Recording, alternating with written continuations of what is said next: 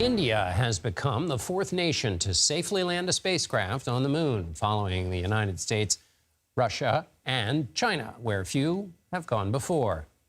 जी हाँ, आप अपनी स्क्रीन पे देख सकते हैं कि हम India is also the first to land its Chandrayaan craft near the moon's south pole. Scientists believe this uncharted territory could hold vital reserves of frozen water, which can be used as fuel for future missions. Leroy Chow joins me now. He's a former NASA astronaut and former commander of the International Space Station. We're so happy to have you with us. So put this into perspective. How big of a deal is this? Well, this is a pretty big deal. You know, India has been an up-and-coming space power, and they've had a number of successes over the years. They've developed sophisticated rocket engines and rockets. They're planning to try to put their first astronaut into orbit in the next year or two. And so coming along and actually landing a lander, only the fourth nation to do so on the surface of the moon, soft landing, and the first nation to put a lander down near the South Pole. Those are pretty big accomplishments.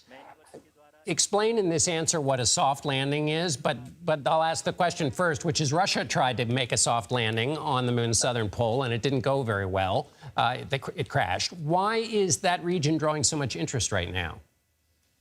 Well, the South Pole is drawing interest, the South Pole of the moon, because there are parts of the South Pole that never see the sun. And so the idea is perhaps there is water ice at or near the surface. In fact, certain measurements have indicated there's a lot of water ice in those regions. And so, as you mentioned briefly in your report, that water ice could be extracted and used to make rocket fuel, you know, by separating the hydrogen and the oxygen.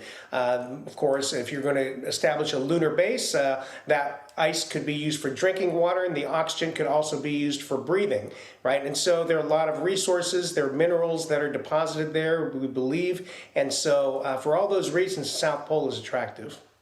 The United States plans to land humans on the moon in 2025. How have our priorities changed since the last time in 1972? Yes, so the U.S. is hoping to land astronauts again. This would be the first landings, of course, since 1972, as you pointed out. These are different because the goals are different. The goal's not just to get there, as it was in the 60s during the Apollo program, during the space race. The idea was to beat the Soviets to the surface of the moon with astronauts. Having won that, this time we're looking to sustainably go there. That is, we've got an architecture that would allow us to explore the moon for, you know, a certain or a longer length of time. So that would involve a small space station called a gateway that would orbit the moon, and it would be a staging area for astronauts to go down to the surface, and also a staging area to possibly go further into space one day to Mars. So we're looking to go explore the moon to stay this time, and that's really the big difference. And explain that to me, Leroy. Would there ever be an instance in which you would set up shop on the actual moon itself as opposed to orbiting around it?